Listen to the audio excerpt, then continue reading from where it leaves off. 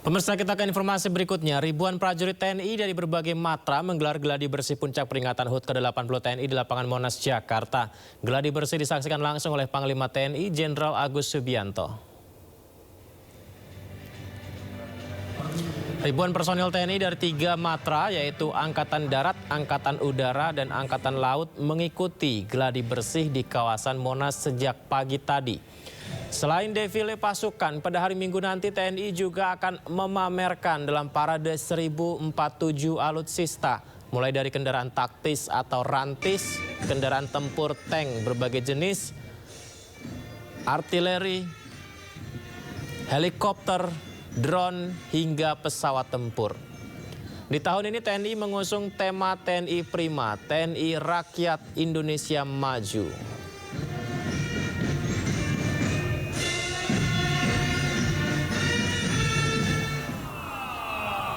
Ada yang unik pemirsa dalam pelaksanaan geladi bersih puncak peringatan HUT ke-80 TNI tadi diwarnai dengan viralnya bendera merah putih raksasa yang robek dan melayang-layang di udara saat dikibarkan di Monas. Seperti yang Anda lihat ini pemirsa, kita lihat ada bendera yang robek, bendera raksasa ketika akan dikibarkan di Monas. TNI langsung memberikan penjelasan terkait peristiwa robeknya bendera raksasa ini. Kapus Pen TNI Majen TNI Freddy Ardiansyah mengatakan bahwa bendera robek akibat tiupan angin yang sangat kencang. Material bendera latihan tak kuat menahan hingga robek. Dari peristiwa itu TNI mengevaluasi kesiapan material atribut yang digunakan sehingga tidak akan terulang saat peringatan HUT ke-80 TNI hari Minggu mendatang. Indonesia dalam menjaga kedaulatan negara kesatuan. Di dalam geladi, ya saya jelaskan di sini juga sekalian bahwa dalam geladi latihan ataupun rehearsal itu kita memang menguji selain kemampuan prajurit, juga menguji material yang kita gunakan. Ya, pada saat kemarin kan angin di atas 20 knot itu cukup kencang. Jadi bahan kain yang kita gunakan juga kurang bagus ya, sehingga ada sedikit miss di situ. Tapi berkat latihan itulah kita mengetahui kemampuan dan batas kemampuan serta kekurangan dari bahan-bahan itu. Sehingga alhamdulillah di geladi bersih ini berjalan. Pada peringatan HUT ke-80 TNI, Minggu 5 Oktober mendatang, TNI Angkatan Udara akan mengerahkan puluhan pesawat tempurnya bermanuver di langit Jakarta. Berbagai persiapan harus dilakukan para pilot pesawat tempur TNI Angkatan Udara sebelum menjalankan misinya.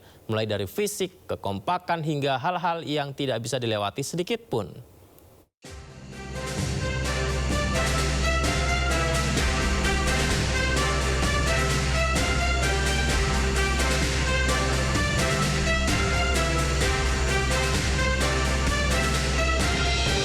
Sebenarnya banyak ya. Yang pertama adalah kita tentunya menyiapkan fisik, kondisi badan kita bagaimana, harus benar-benar fit untuk latihan ini. Dan yang kedua adalah hasil koordinasi dengan pimpinan, bagaimana pimpinan menginginkan flypass ini seperti apa. Mulai koordinasi masalah waktu, kemudian deconfliction altitude biar seluruh unsur pesawat di udara itu aman semuanya.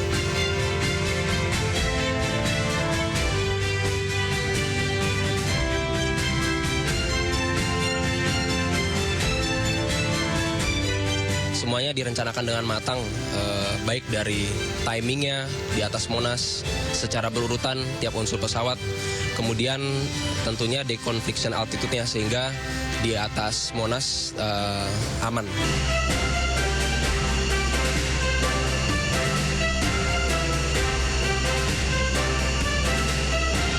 Jadi Skadron 3 ini cukup sering terlibat dalam demo udara.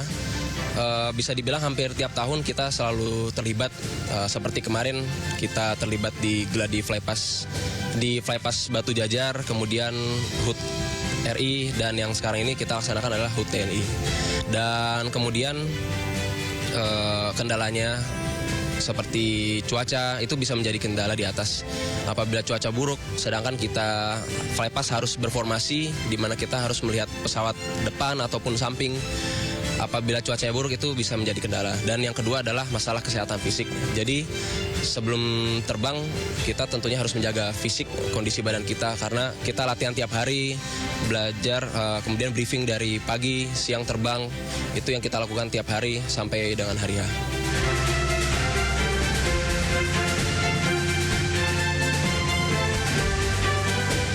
Jadi sebenarnya yang terlibat F-16 ini banyak ya role-nya. Salah satunya saya sebutkan dari pertama itu adalah Naga Flight, nanti akan melaksanakan high G maneuver di atas Monas.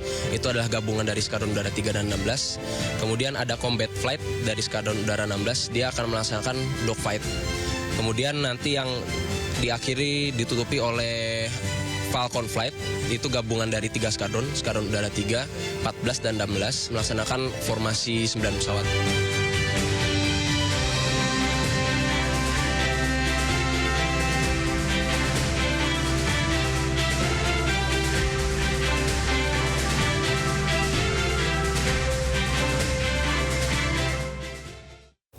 Presiden Prabowo Subianto dan Wapres Gibran Rakabuming Raka menghadiri parade Sailing Pass di Teluk Jakarta. Acara ini merupakan bagian dari rangkaian peringatan HUT ke-80 TNI pada 5 Oktober mendatang.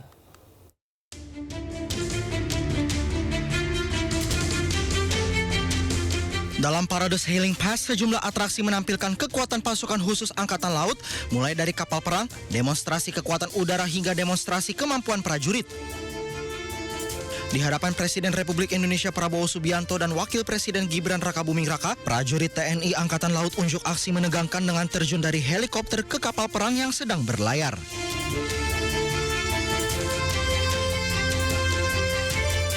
Ada juga atraksi evakuasi medis dari prajurit dengan unsur helikopter dan kapal selam.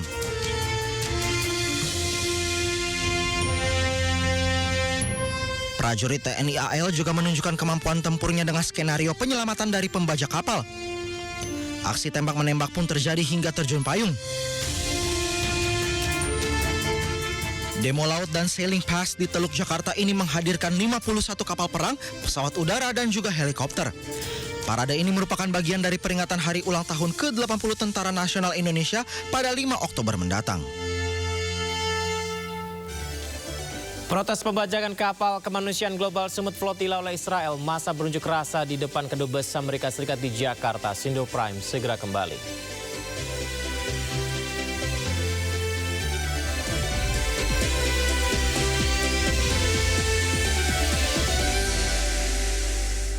Terima kasih masih bersama kami pemirsa. Massa yang tergabung dalam Global Peace Convoy Indonesia berunjuk rasa di depan Kedutaan Besar Amerika Serikat. Aksi ini sebagai bentuk protes terhadap tentara Israel yang mencegah armada global Sumut Flotilla yang berusaha menembus blokade Gaza.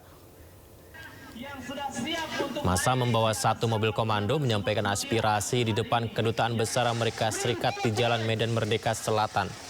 Mereka membawa sejumlah atribut seperti bendera Palestina dan poster berisikan pesan-pesan protes.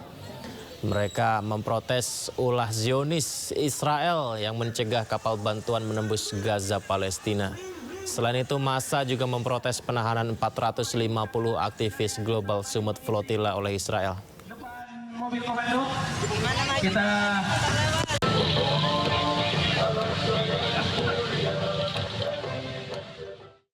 Pembina Indonesia Global Peace Convoy atau IGPC mengutuk aksi pembajakan dan penculikan yang dilakukan tentara Israel terhadap relawan kemanusiaan Global Sumut Flotilla saat menuju ke Gaza.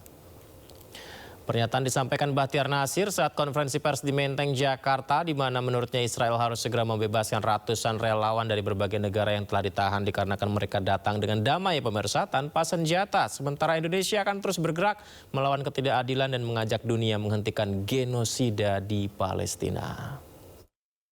Ya, saat ini sangat-sangat prihatin dan kami juga mengutuk apa yang dilakukan oleh tentara Israel yang sudah membajak kapal-kapal kemanusiaan kami, dan mereka juga sudah menculik para aktivis-aktivis kami.